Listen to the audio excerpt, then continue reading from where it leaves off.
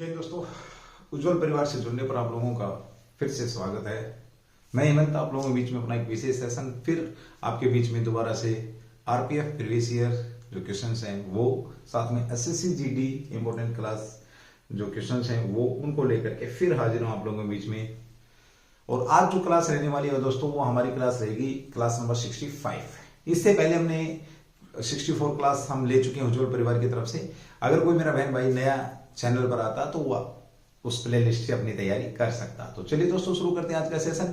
इससे पहले सेशन शुरू करूं, मैं आप लोगों को ये बताना चाहूंगा कि ये जो क्लास है आप लोगों के बीच में 7:30 बजे लाइव रह रही है, लेकिन कुछ फॉर्मेट में जो चेंजमेंट है वो इसलिए है, तो आज भी 7:30 बजे आपके बीच में 7:30 बजे से ही क्लास है, लेकिन कुछ थोड़ा सा फॉर्मेट, इसकी जो फॉर्मेट है उसमें थोड़ा सा बदलाव है। 2-3 दिन ये इसी फॉर्मेट में आपको ये क्लास मिल जाएगी। तो चलिए दोस्तों शुरू करते हैं आज की क्लास। जितने भी लोग आए हैं उनसे मेरी विनम्र विनती है कि इस चैनल को एक बार सब्सक्राइब करेंगे, चैनल को आगे बढ़ाएंगे, क्लास को साथ में चैनल को लाइक भी करेंगे, ठीक है।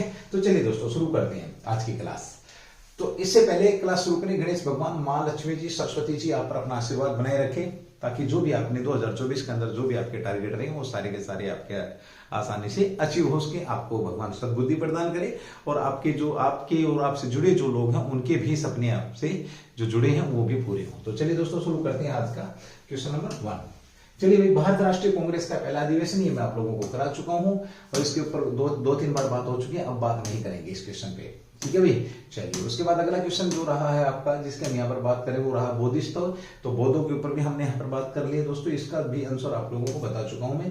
13वें वित्त आयोग की भी बात यहाँ पर हो चुकी है, ये भी आपके बीच में क्वेश्चन आ चुका है, ठीक है। आपदा प्रबंधन विधेयक अधिनियम कब पारित किया गया, तो ये क्वेश्चन भी आपको कराया जा चुका है, ठीक है। चलिए अगले क्वेश्चन की बात करेंगे, तो लोकसभा का पहला आम चुनाव कब हुआ, ये क्वेश्चन मैंने आप लोगों को करा दिया था, लेकिन यहाँ पर मैं थोड़ा सा कुछ और आप लोगों को जो कुछ चीजें वो बता के जाने वाला हूँ। तो चलिए दोस्तों एक बार क्लास को शेयर जरूर करेंगे जितना इस बार पॉसिबल। और हाँ, मैं आप लोगों के साथ क्लास को देख रहा हूं, ये भी आप लोगों ने ध्यान रखना। जब ये क्लास आपके बीच में होगी तो उस समय मैं भी क्लास में होऊंगा। तो चलिए दोस्तों शुरू करते हैं। लोकसभा का पहला आम चुनाव कब हुआ, इसकी हम बात करते हैं तो 51-52 सबको पता है, याद रखना है, ठीक है। इसकी बात हो रही है, लोकसभा की बात हो रही है भाई, लोकसभा की बात हो रही है दोस्तों। बड़ा इंपोर्टेंट क्वेश्चन आपका बनेगा यहाँ से, अगर कम से कम 5 से 7 क्वेश्चनों का आपने ध्यान रखना है, ठीक है। मैं दोबारा से फिर आप सभी लोगों का उज्जवल परिवार से जुड़ने पर स्वागत करता हूं। साथ ही आप लोग दोस्तों से रिक्वेस्ट है, बहनों और भाइयों से रिक्वेस्ट है कि वो चैनल को शेयर तथा सब्सक्राइब जरूर करेंगे, ठीक है। तो लोकसभा की जब हम बात करते हैं दोस्तों, तो ये याद रखना, इसका नाम पहले नाम क्या था, the house of the people.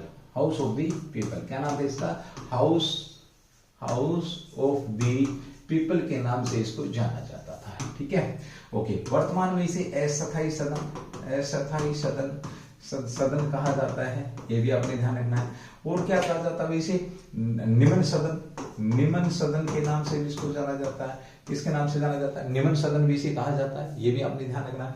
अस्थायी सदन, निम्न सदन, जनता के द्वारा जो डायरेक्ट प्रतिनिधि चुने जाते हैं, जनता की भावनाओं का सदन भी इसे कहा जाता है, ये भी आपने यहाँ पे ध्यान रखना। तो कितने क्वेश्चन हो गए, आपके नाम को लेकर के ही कई सारे क्वेश्चन बनते हैं दोस्तों। लेकिन अब बात ये आती है आप लोगों के बीच में कि जो आपका लोकसभा है, जो लोकसभा है, इस लोकसभा का नाम लोकसभा कब पड़ा, क्योंकि मैंने क्या बताया कि इसका नाम क्या था पहले, तो हाउस ऑफ द पीपल है, ठीक है। इसका जो नाम पड़ा दोस्तों, 23 अगस्त, आपका याद रखना 23 अगस्त 1954 में इसका नाम लोकसभा पड़ा, ठीक है। आप लोगों से अगर क्वेश्चन पूछा जाता है तो आपको इसका विशेष ध्यान रखना चाहिए, ठीक है। तो क्या पड़ा भाई आपका, तो लोकसभा का जो नाम लोकसभा 23 अगस्त 1954 में इसका नाम रखा गया, ये आपने यहाँ पर ध्यान रखना, ठीक है।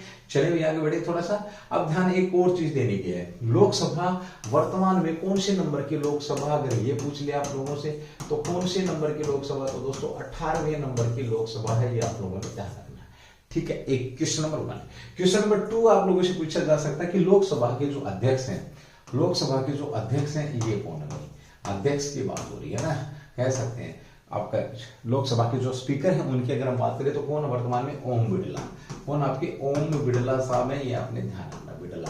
और यहीं पर जैसे हमने बात करी लोकसभा की, तो यहीं पर अगर आपसे राज्यसभा का सभापति, वो क्या पूछा जाता है, राज्यसभा का सभापति जो पूछा जाता है, सभापति वो कौन होता है, तो वो आपका पैदेन उपराष्ट्रपति होता है, पैदेन उपराष्ट्रपति होता है दोस्तों। और वर्तमान में कौन आपका, ये तो जगदीप धनखड़ भाई, जगदीप धनखड़ है दोस्तों, ध्यान रखेंगे। दोस्तों फिर बताना चाहूंगा, याद रखना बहुत मोस्ट इंपोर्टेंट है ये आप लोगों के लिए class. RPF previous year exam के साथ आपको एसएससी जीडी से जुड़े जो इंपोर्टेंट क्वेश्चन है वो आप लोगों को दिए जाते हैं, वो क्वेश्चन आप लोगों को दिए जाते हैं। इसका भी आपने विशेष ध्यान रखना। जो कोई मेरा बहन भाई इसके साथ साथ आपका आरपीएफ के साथ साथ एसएससी जीडी वगैरह की तैयारी कर रहा है तो उसके लिए भी ये बहुत ज्यादा जरूरी क्लास आपकी बन जाती है। ठीक है, अब लोकसभा की बात हुई है तो लोकसभा का 18वें नंबर की अध्यक्ष ओम बिड़ला साहब है। हाँ, यहां पर सदन का नेता पूछा जाता है। लोकसभा में वर्तमान में सदन का नेता किसकी बात हो रही है? वर्तमान में सदन का नेता कौन है? देखिए क्वेश्चन की फॉर्मेशन देखना आप ना। वर्तमान में सदन का नेता तो वो कौन? आपके प्रधानमंत्री मोदी साहब है, पीएम मोदी साहब हैं। दोस्तों याद रखना यहीं पर क्वेश्चन बनेगा। लोकसभा में विपक्ष का नेता, किसका नेता भाई? विपक्ष का नेता, ये आप लोगों से पूछा जा सकता है। देखिए विपक्ष के नेता की बात करें तो लोकसभा, पिछली 2 लोकसभाओं में आपका विपक्ष का नेता था ही नहीं। 16वीं और 17वीं लोकसभा में विपक्ष का नेता था ही नहीं। ये जो आपकी लोकसभा 17वीं 18वीं है, कौन से नंबर की है? ठीक है, कंफ्यूज होते हैं लोग, है ना। चलिए अब बात करते हैं विपक्ष का नेता। अगर हम यहाँ पर बात करते हैं तो वो कौन? पिछली 2 में नहीं मिला आपका, तो वर्तमान में अगर हम बात करते हैं तो कौन बना आपका? राहुल गांधी। कौन बना है? राहुल गांधी बने। ये आप लोगों ने ध्यान रखना। इसके पीछे कारण क्या था? पहले क्यों नहीं बने विपक्ष का वो कोई भी नेता? देखो एक्चुअली क्या होता है कि जो आपकी, मैं यहां पर बात करूं, आपका लगभग 55 सीट, आपसे मेरा क्वेश्चन कि विपक्ष का नेता बनने के लिए 10% सीटों की आवश्यकता होती है। 10% सीट है सदन के उस सदन जिसमें से राज्यसभा से लोकसभा 10% सीटें हासिल करनी होती हैं। दोस्तों किसके लिए हासिल करनी होती हैं? तो विपक्ष का नेता अगर बनना है तो 10% सीटें आपको हासिल करनी पड़ेगी। ये आपने यहाँ पे ध्यान रखना है। ठीक है, चलिए भी आगे चलिए। बड़ा प्यारा बेहतरीन क्वेश्चन है आप लोगों का, और इस क्वेश्चन पे बहुत सारे क्वेश्चन बनेंगे। ये आपने यहाँ पे ध्यान रखना भाई, बहुत सारे क्वेश्चन बनेंगे।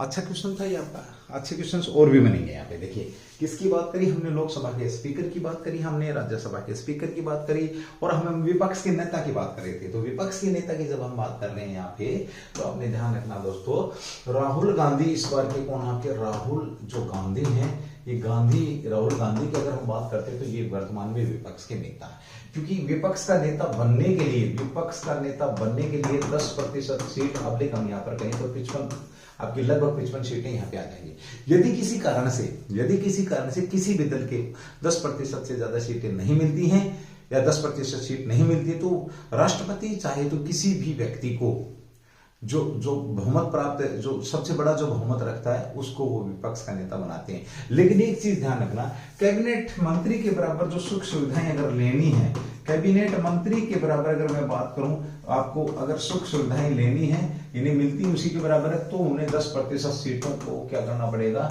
हासिल करना पड़ेगा। यह क्वेश्चन आपके बीच में यहाँ पे बन जाता है। ठीक है, चलिए भैया आगे बढ़ते हैं अगले क्वेश्चन की तरफ। अब देखो जरा ध्यान से सुनना। वर्तमान में विपक्ष के नेता होंगे, किसका जिक्र है? राहुल गांधी का। बड़ा प्यारा क्वेश्चन आपका वर्तमान में आ जाएगा। देखो ये 2 सीटों से, कहां से? आपका 2 सीटों से, मेरे को बताएं कौन कौन सी सीटों से? 2 सीटों से ये आपके एमपी चुने गए। कौन? आपके राहुल गांधी।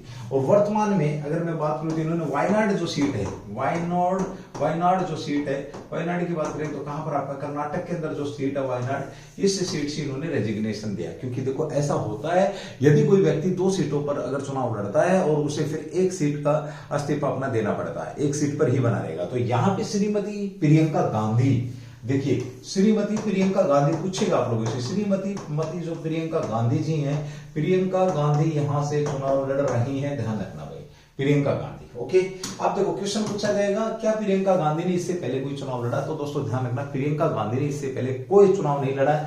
इन्होंने कोई भी राजनीतिक पद यानी कि नहीं संभाला, और ये पहली बार 17 वर्ष की आयु में कैंपेनिंग जरूर करती हैं। ये इन्होंने अपने पिता के लिए कैंपेनिंग करी थी। कब? आपका 1989 में, जब ये 17 वर्ष की थी।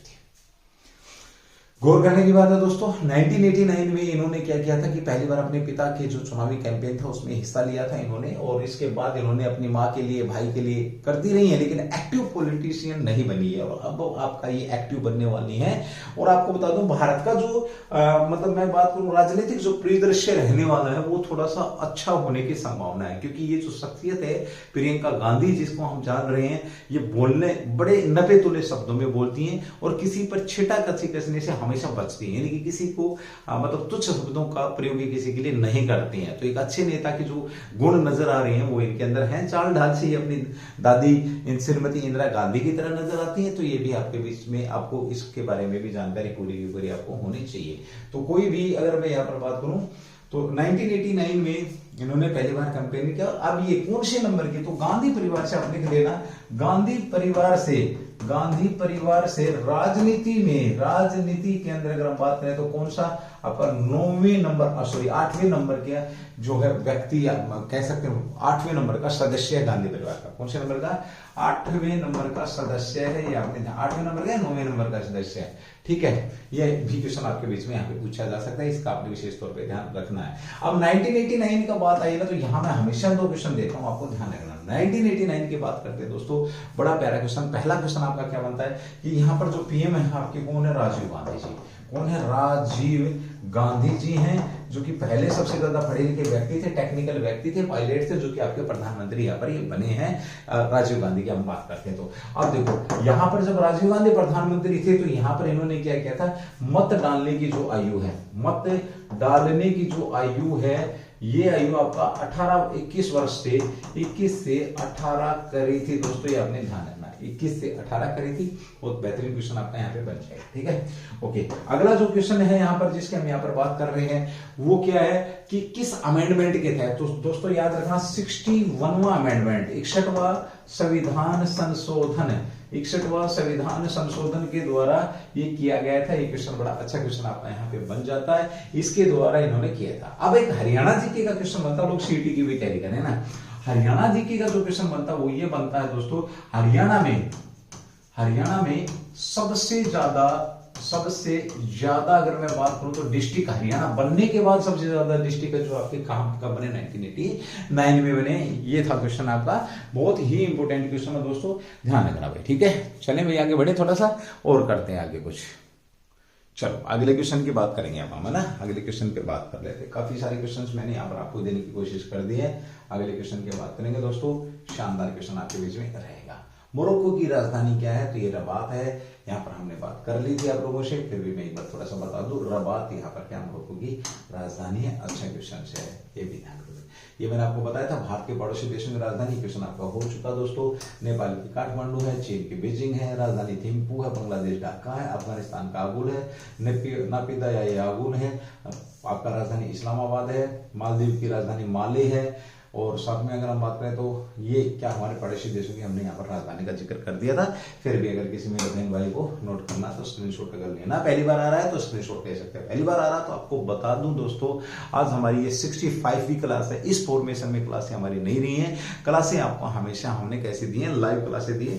तो ये किसी कारण से खैर रहे तो ये आपके बीच में ये क्लास भी किसी भी रूप में आपको ये क्लास मिल जाएगी। ठीक है, चलते आगे। निम्नलिखित में से किस राज्य में भारत में विधानसभा सीटों की संख्या सबसे अधिक है? ये बड़ा प्यारा क्वेश्चन है भाई आपका ना। देखिए क्या पूछा इसने, इनमें से मध्य प्रदेश में से, उत्तर प्रदेश में से, बिहार में से और तमिलनाडु में से, है ना। किसकी सीटों की संख्या पूछ रहा है आपका ये? तो ये बात कर रहा सबसे ज्यादा, तो सबसे ज्यादा जो सीटों की संख्या कहां पर? आपका उत्तर प्रदेश में। दोस्तों ध्यान रखना, आपसे एक क्वेश्चन प्रकार इस प्रकार के क्वेश्चन भी पूछे जा सकते हैं। कितनी सीटें दोस्तों यहाँ पर? तो 403 है। कितनी सीटें? 403 है। आ जाओ आप थोड़ा सा यूपी की बात करें। यूपी के जो सीएम साहब हैं वो कौन है? योगी आदित्यनाथ है। कौन आपके? योगी आदित्यनाथ है। योगी आदित्यनाथ हैं दोस्तों, नाथ संप्रदाय से संबंध रखते हैं। ये आपके क्या है? सीएम साहब है ना, जाति के क्या है? राजपूत है। 403 सबसे ज्यादा यहाँ पे सीटें दोस्तों। ये विधानसभा के एमएलए हैं, MLA member of legislative assembly हैं। अगर हम यहाँ पर एमपी की बात करें तो एमपी भी आपके सबसे ज्यादा जो सीटें हैं वो कहाँ की? आपकी यूपी की। अब जरा मुझे बताएंगे एमपी की सीटों की संख्या कितनी है? बहुत बेहतरीन और प्यारा क्वेश्चन है भैया आपके लिए, क्योंकि देखिए बड़ा मैटर करता है। राष्ट्रपति के चुनाव में एक एमपी का जो वोट है वो बड़ा मैटर करता है। और बहुत सारे अभी पीछे चुनाव हुए थे तो उनको भी लेकर के अगर हम बात करते हैं तो उत्तर प्रदेश अपनी अहम भूमिका निभाता है राष्ट्रपति बनने में और सरकार बनाने में। राष्ट्रपति बनने में भी और प्रधानमंत्री बनने में उत्तर प्रदेश की बड़ी सक्रिय भूमिका रहती है। अब यहाँ पर अगला जो क्वेश्चन है दोस्तों वो भी बड़ा प्यारा क्वेश्चन यहाँ पे देखिए। उत्तर प्रदेश के अंदर उप चुनाव हो रहे हैं। तो ये उपचुनाव कितनी सीटों पर हो रहे हैं? तो 9 सीटों पर उपचुनाव हो रहे हैं। आपके 9 सीटों पर होने थे। एक्चुअल में 10 सीटों पर, देखो मैं थोड़ा करंट भी बता रहा हूँ आपको, यहाँ पे होना था 10 में, लेकिन हुआ कितने आपका 9 सीटों पर। एक चुनाव पे विवाद है और वो केस आपका कोर्ट के अंदर है, ठीक है। चलिए अगले क्वेश्चन की बात करें। यहाँ पर विधानसभाओं के, अब देखो यहाँ पे उत्तर प्रदेश के अंदर आपकी क्या विधान परिषद भी है, विधान परिषद भी है, ये याद रखना। विधान परिषद की अगर हम बात करें तो विधान परिषद की सीटों की संख्या तो 100 है भाई, कितनी है 100 है। यहाँ पे सबसे ज्यादा विधान परिषद की सीटें भी उत्तर प्रदेश में सबसे ज्यादा, अगर मेंबर ऑफ पार्लियामेंट की बात करें तो उत्तर प्रदेश में सबसे ज्यादा, जनसंख्या की बात करें तो उत्तर प्रदेश में और सबसे ज्यादा क्या है जनसंख्या हुई। जनसंख्या की बात करें तो लगभग 20 CR के आसपास इनकी होनी चाहिए यूपी की। और अगर हम बात करते हैं उत्तर प्रदेश की तो ये भी बड़ा प्यारा क्वेश्चन आपका यहाँ पे बन जाएगा। जनसंख्या हो गया आपका 20 करोड़। और साथ ही अगर हम बात करते हैं यूपी की तो सबसे ज्यादा डिस्ट्रिक्ट आपके यूपी के अंदर। डिस्ट्रिक्टों की भी बात करें तो आपके यानी कि जिले सबसे ज्यादा कहाँ के आपके यूपी के ही हैं, ये आपने ध्यान रखना। तो सबसे ज्यादा जिले भी यूपी में हो गए हैं, सबसे ज्यादा MLA भी यूपी में हो गए, सबसे ज्यादा विधान परिषद के सदस्य भी यूपी में हो गए हैं, सबसे ज्यादा अगर मैं बात करूं तो MP भी आपके कहां पर यूपी में हो गए हैं। ये याद रखना, अच्छा क्वेश्चन है, पूछा जा सकता है कि कब कैसे क्या हुआ, ठीक है। कब कैसे क्या हुआ ये क्वेश्चन आपके बीच में यहाँ पे आ सकता है। तो विधान परिषद की 100 सीटें विधान परिषद के पूरे देश के अंदर कितने राज्यों में है, ये क्वेश्चन आपके लिए। विधान परिषद पूरे देश में कितने राज्यों में स्थापित कर रखी है, कितने राज्यों के द्वारा बनाया गया है, ठीक है। चलो चलते हैं अगले क्वेश्चन की तरफ। अगला क्वेश्चन आपका, उत्तर प्रदेश के एका आंदोलन के नेता कौन थे? पाटीदार, महात्मा मदारी पाशी, आपके पाटीदार महात्मा मदारी पाशी या दिगंबर विश्वास, कौन थे आपके? दिगंबर विश्वास थे या कौन थे? इसका जो आंसर रहेगा दोस्तों वो मदारी पाटीधारी रहेगा, मदारी पाशी सॉरी। मदारी पाशी एका आंदोलन से संबंध रखते हैं, किससे संबंध रखते हैं? आपके एका आंदोलन। दोस्तों आंदोलनों से क्वेश्चन आ सकता है, बहुत बेहतरीन क्वेश्चन आ सकता है आंदोलनों की अगर हम बात करेंगे तो आपने इसका ध्यान विशेष तौर पर रखना है। महात्मा गांधी भी थोड़ा सा बोल लेते हैं दोस्तों। देखिए पेशे से क्या थे आपके, ये वकील थे, याद रखना क्या थे, वकील थे पेशे से। बहुत प्यारा क्वेश्चन है दोस्तों। और ये कहां पर आपके? दक्षिण अफ्रीका में। कहां पर आपका? दक्षिण अफ्रीका के अंदर ये गए थे, दक्षिण अफ्रीका में। और इन्हें वापस आते समय, इनके अफ्रीका में से वापस आते समय क्या होता है, इनके साथ एक बदतमीजी हुई थी। उस बदतमीजी ने इन्हें इतना मोटिवेट कर दिया कि इन्होंने बहुत सारे राष्ट्रीय स्तर के आंदोलन किए और देश को आजादी में इनका बड़ा योगदान है, देश की आजादी में बहुत बड़ा योगदान है। याद रखना इनके हत्यारे का नाम अगर पूछे तो नथुराम गोडसे। नथुराम गोडसे क्या है, ये इनके हत्या के असली आपकी कह सकते हैं रिस्पॉन्सिबल थे, इन्होंने ही इनको मारा था। और नथुराम गोडसे को फांसी दी गई थी, क्या दी गई थी? फांसी।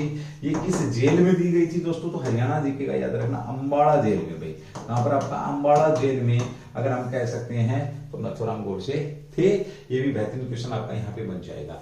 ये जब दक्षिण अफ्रीका से आए तो दक्षिण अफ्रीका से जब आए तो आपसे पूछा जा सकता है एक क्वेश्चन और भी आपका भाई कि एक डे मनाया जाता है महात्मा गांधी के आगमन पर। एक डे, कौन सा डे मनाया जाता है महात्मा गांधी के आगमन पर? चलो शाबाश, महात्मा गांधी के आगमन पर। इनकी जन्मतिथि की बात करें तो 2 अक्टूबर को कौन सा दिवस मनाया जाता है दोस्तों? तो 2 अक्टूबर को भी आपसे पूछा जाएगा आपका स्वच्छता दिवस मनाया जाता है या क्या मनाया जाता है, ठीक है।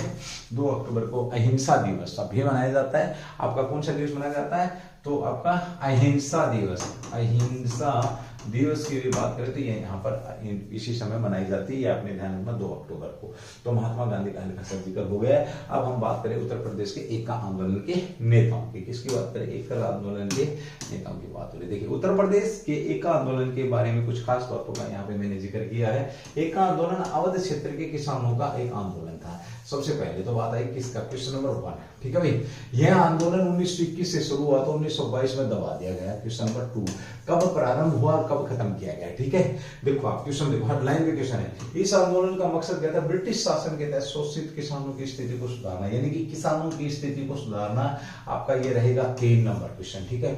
4 नंबर क्वेश्चन, इस आंदोलन की शुरुआत लखनऊ में हुई थी, फिर ये बाराबंकी में हुई, हरदोई, बहराइच और सीतापुर में। यानी कि सबसे पहले जो शुरुआत हुई कहां पर हुई? क्वेश्चन नंबर आपका 4 हो गया शायद, है ना, 4। क्वेश्चन नंबर 4 आपसे पूछा जाएगा तो कहां से प्रारंभ हुआ, ये भी क्वेश्चन आपने यहाँ पे ध्यान रखना है। अच्छे बेहतरीन क्वेश्चंस आपके बीच में यहाँ पर आ रहे हैं, ठीक है। चलो थोड़ा सा क्या हो रखा है आपका, हल्का सा कट रहा है, अब मेरे ख्याल में ठीक है। अब मेरे ख्याल में ठीक है, आपने इसका स्क्रीनशॉट ले लेना दोस्तों और आगे बढ़ते हैं। इस आंदोलन में कुछ जमींदार भी शामिल थे। सबसे पहली बात, कुछ जमींदार भी इस आंदोलन में किसानों को दर्ज किए गए किराए और नजराना से ज्यादा भुगतान करने का इनकार कर दिया था। यानी बेगारी काम न करने का भी फैसला लिया। बेगारी काम क्या है, जैसे किसी अफसर के घर में 10 आदमी भेज दिए कि चलो तुम काम करो, पैसा उसने देना नहीं है, तो ये क्या आपका बेगारी में आता है। इस आंदोलन की शुरुआत कांग्रेस और खिलाफत आंदोलन के नेताओं ने समर्थन दिया था। किस आंदोलन की? आपका तो एक का आंदोलन को लेकर के आपका किसने? कांग्रेस और खिलाफत आंदोलन। इस आंदोलन का नेतृत्व मदारी पारसी ने किया। बहुत प्यारा क्वेश्चन है दोस्तों। 1921 में अवध आपका किराया संशोधन अधिनियम में किसानों को कुछ मांगों पर विचार किया गया। 1922 के मार्च अप्रैल में ब्रिटिश सरकार ने इस आंदोलन को दबा दिया। बहुत प्यारा क्वेश्चन है। सीधा पूछा जाएगा प्रारंभ कब हुआ, यानी कि 1 महीने आपका ये चला है। 1921 में प्रारंभ, 1922 में आपका क्या कर दिया गया? बंद कर दिया गया, क्योंकि यहां पर अंग्रेज किसी को इतनी आसानी से टिकने नहीं देते थे। ठीक है, चलते हुए अगले क्वेश्चन की तरफ चलते हैं दोस्तों। बेहतरीन क्वेश्चन रहेगा आपका। और क्वेश्चन है, मिट्टी में अच्छी तरह से विघटित कार्बनिक पदार्थ बढ़त मर्त को क्या कहा जाता है? बढ़त मर्त को क्या कहा जाता है? मिट्टी में अच्छी तरह से विघटित कार्बनिक पदार्थ, यानी कि जो बिल्कुल आपका, मैं बात करूं जान निकल रही हो उसकी बात कर रहा है, तो बढ़त मर्त को क्या कहा जाता है? शुष्क कहा जाता है? नहीं भाई। फफूंदी कहा जाता है? नहीं। गाद कहा जाता है? नहीं। ओह सॉरी, क्या कहा जाता है? फफूंदी। अच्छी तरह से विघटित जो कार्बनिक पदार्थों से क्या कहा जाता है? फफूंदी। बोलते ना ये खाना नहीं, इसमें तो फफूंदी लगी है ना। इस प्रकार की बातें होती रहती है ना, तो ये चीजें आपने यहाँ पे विशेष तौर पे ध्यान रखने पूछी जा सकते हैं इस प्रकार की। तो चलिए दोस्तों, मैं बात कर रहा हूँ थोड़ा सा मिट्टी की बात करें। भारत में कौन कौन सी मिट्टी पाई जाती है? कई आधारों पर होती है। तो नॉर्मली अगर हम बात करते हैं तो भारत में जो मिट्टी पाई गई है दोस्तों, तो भारत में मिट्टी कई प्रकार होते हैं।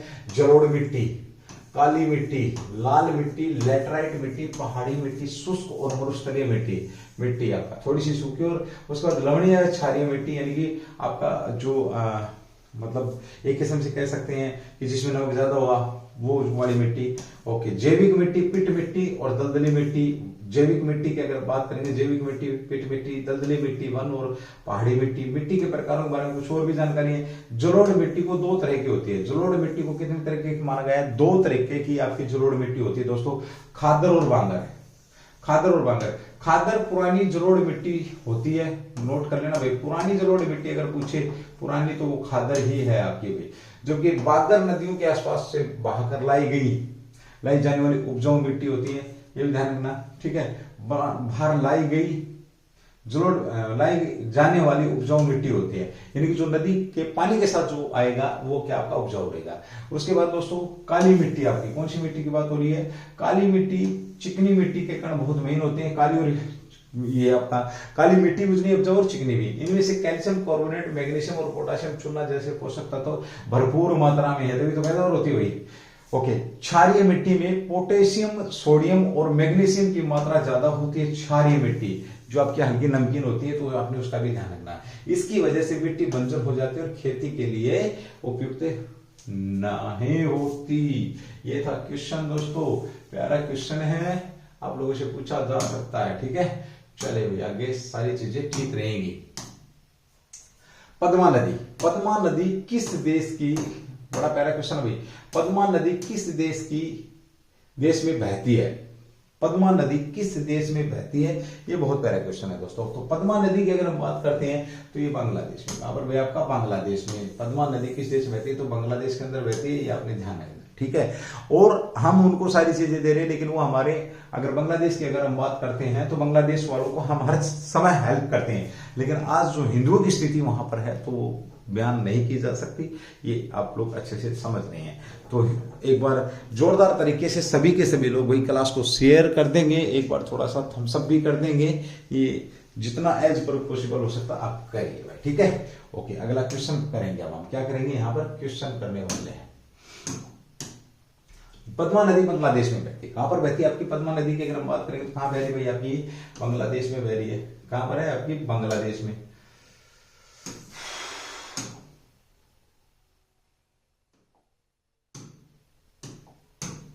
कहां पर मिल रही है आपका बांग्लादेश के पास में। गंगा नदी की मुख्य सहायक नदियों में से भी, बहुत बढ़िया क्वेश्चन है आपका। ये गंगा नदी की सहायक नदी भी है, ये याद रखें। गंगा नदी जब बांग्लादेश में प्रवेश करती है तो इसे पद्मा के नाम से जाना जाता है। गंगा नदी को बांग्लादेश में प्रवेश करते ही पद्मा नदी के बारे में कुछ खास बातें बात करें। पद्मा नदी बंगाल की खाड़ी के आसपास मेघना नदी से मिलती है, यानी कि बंगाल की खाड़ी में किससे मिलता, एक यहां से गई एक यहां से गई, ठीक है। ये जो मेघना है ये आगे चल करके ये इसमें मिला होगी, या आगे चल करके ये इसमें मिला होगी, है ना। अगर दोनों खड़े रहेंगे तो दोनों क्या है आपका, याद रखो। देखो दोनों मतलब एक किस्म से मैं यहां पर बात करूं तो दोनों अगर मिल रही हैं, मेघना और ये कहां पर मिल रही है, ये यानी कि संगम पूछा जाता है। मेघना नदी का संगम स्थल कौन सा, तो यही है खाड़ी के पास आपका bay of Bengal. Bay of Bengal की खाड़ी जो है आपकी, उसके पास या क्या जाकर के क्या होती है, विलय होती है, दोनों के दोनों उसमें गिर जाते हैं। पद्मा नदी की कुल लंबाई 225 मील है, ध्यान रखेंगे। पद्मा नदी के किनारे राजशाही शहर बसा है भाई। पद्मा नदी पर पद्मा बहुउद्देश्य पुल भी बना है, ये याद रखना भाई। पुल बांग्लादेश के इतिहास में सबसे चुनौतीपूर्ण निर्णय परियोजना माना गया है। पद्मा नदी पर निर्भर हजारों लोग जो परिवहन और कृषि सिंचाई के लिए इस पर निर्भर हैं, ये भी आपके बीच में यहाँ पर क्वेश्चन बन जाता है। अच्छा क्वेश्चन है दोस्तों, ध्यान रखेंगे, ठीक है। चलो एक बार देखेंगे, एक बार सभी के सभी इसको भी थम्स अप करेंगे। आपको बता दूं ये वही नदी है ना, ये वही नदी जो नदी है हमने पद्मा नदी की बात करी है, ठीक है। कि कहाँ पे पद्मा कहाँ पे है, देखो जरा एक बार, ठीक है। ये आपकी क्या रहेगी, नई दिल्ली के पास ये यमुना नदी है भाई, ये आपकी क्या है, यमुना है, ठीक है। ये जो आपकी ये गंगा है भाई, ये गंगा है, ये क्या आपकी गंगा है, ठीक है, ओके। उसके बाद जैसे ये गंगा के अंदर कौन सी मिल गई, ये गंगा के अंदर चली। देखो एक चीज दिखाता हूँ, ये गंगा के अंदर चली, गंगा चली मतलब यहाँ पर, और इधर से ये कौन सी आ गई आपकी, इधर से अगर हम बात करें तो ये आपकी कौन सी नदी आ गई भैया, आपकी यमुना नदी। तो यमुना नदी आपकी यहाँ पर मिलती है, ठीक है। यमुना नदी कहाँ पर आपका, इलाहाबाद जो संगम स्थल है, और सरस्वती की भी बात हमें यहाँ पर सुनने को मिलेगी, ठीक है। तो दोनों जिन्हों नदियां यहाँ पर मिलती है ऐसा माना जाता है, ठीक है। अब ये यहाँ से निकलती है गंगा नदी, ये गंगा नदी यहाँ से निकली और यहाँ पहुंच गई आपकी, यहाँ कहाँ पर पहुंच गई आपकी, पद्मा में। कहाँ पर पहुंच गई आपकी, पद्मा में पहुंच गई है। और पद्मा से आगे ये समुद्र के आसपास एक पद्मा की अगर हम बात करें तो जो विलय होती है बे ऑफ बंगाल में, ये तो उस समय इसको किस नाम से जाना गया, पद्मा के नाम से ही जाना जाता है। ये आपने जरूर यहाँ पर ध्यान रखना है, ठीक है। बड़ा प्यारा नक्शा है, बहुत सारी चीजें यहाँ पे है। ज्यादा मैं इस पे कुछ बोलना नहीं चाह रहा, आप लोगों को समय आएगा तब इस पे बहुत कुछ बोला जाएगा भाई, समय आएगा तब इस पर बहुत कुछ बोला जाएगा, ये आपने ध्यान रखना, ठीक है। तो चलिए दोस्तों, ये थी आपकी आज की क्लास। देखो एक बार इस मैप से है ना, एक बार इस मैप से समझना आप लोग। देखो बंस चंबल नदी पूछी आप लोगों से, तो ये इंदौर से चंबल नदी चली आपके ना, चंबल नदी यहाँ की कानपुर। यमुना नदी कानपुर है इसके किनारे। तो गंगा नदी भी आपकी यहाँ पर है, ठीक है, गंगा नदी भी है। तो गंगा की जो सहायक नदी गोमती नदी के किनारे कौन आपका, लखनऊ है, याद रखना। गोमती नदी के किनारे कौन आपका, लखनऊ है। ये भी बहुत बेहतरीन क्वेश्चन यहाँ पे बन जाता है, ठीक है। उसके बाद है इलाहाबाद, तमास, वांशी, पटना, ये आपका गंडक। कौन सी नदी आपकी, गंडक नदी भी गंगा में शामिल होती है। आपका घग्गर नदी भी आपकी शामिल होती है। अब एक चीज देखना, आपकी कौन सी नदी इसके दाएं से विलय हो रही है, कौन सी नदी इसके बाएं से विलय हो रही है। जैसे सोन है आपका, सोन नदी वहीं जैसे विलय आपका जैसे जा रही है ऊपर, मतलब मैं बात करूं तो सोन नदी आपकी किस में विलय हो रही है, आपकी गंगा में विलय हो रही है। उसके बाद तामस, ये भी एक छोटी सी नदी है। ये आप एक बार इसका स्क्रीनशॉट लेंगे दोस्तों।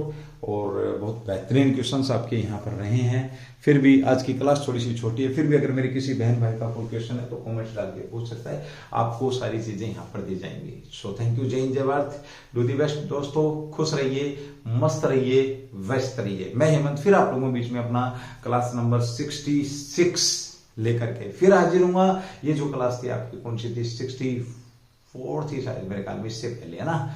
चलिए दोस्तों, तो अगली क्लास का आप इंतजार करेंगे। इसी क्लास का मतलब इन द सेंस ये आपको रिकॉर्डेड फॉर्मेट में मिल रही है। सो थैंक यू, जय हिंद दोस्तों। आपसे विनम्र विनती वही है कि चैनल को एक बार थोड़ा सा बढ़ाने का कष्ट करें। सो थैंक यू, जय हिंद।